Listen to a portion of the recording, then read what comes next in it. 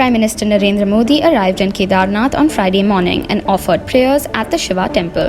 The Prime Minister unveiled a 12-foot statue of Adi Guru Shankaracharya and inaugurated the rebuilt Samadhi of the 8th century seer.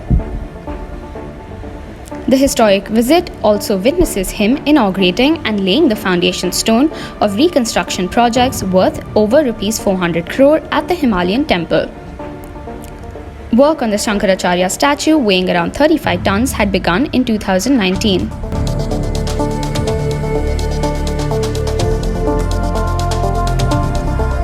Modi was received at the Dehradun airport by Uttarakhand Governor, Assembly Speaker Premchand Agarwal, Chief Minister Pushkar Singh Dhami with his cabinet colleagues and others.